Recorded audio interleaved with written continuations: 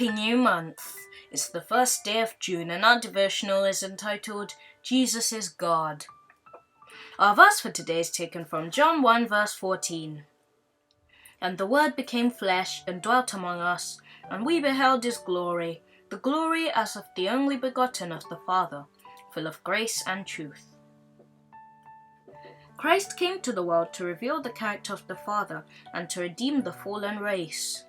The world's Redeemer was equal with God. His authority was as the authority of God. He declared that he had no existence separate from the Father. The authority by which he spoke and wrought miracles was expressly his own, yet he assures us that he and his Father are one. As legislator, Jesus exercised the authority of God. His commands and decisions were supported by the sovereignty of the eternal throne. The glory of the Father was revealed in the Son. Christ made manifest the character of the Father. He was so perfectly connected with God that he who had seen the Son had seen the Father. His voice was as the voice of God. Christ was misjudged by the Jews because he did not dwell constantly on the law as written in the tables of stone.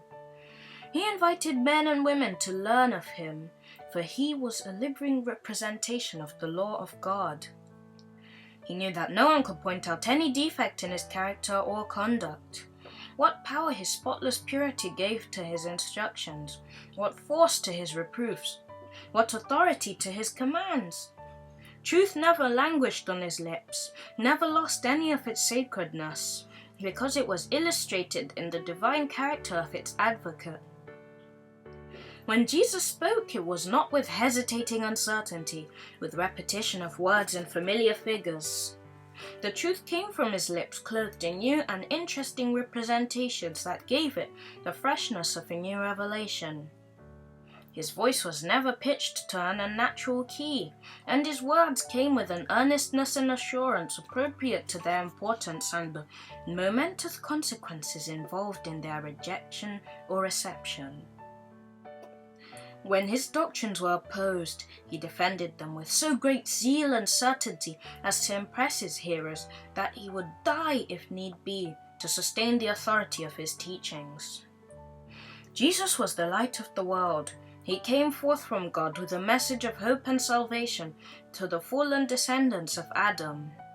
If men and women would but receive him as their personal Savior, he promised to restore to them the image of God and to redeem all that had been lost through sin. He presented to them the truth without one thread of interwoven error. Review and Herald, January the 7th, 1819. I hope that this was enough to carry you through your day. Remember to join us tomorrow. Goodbye.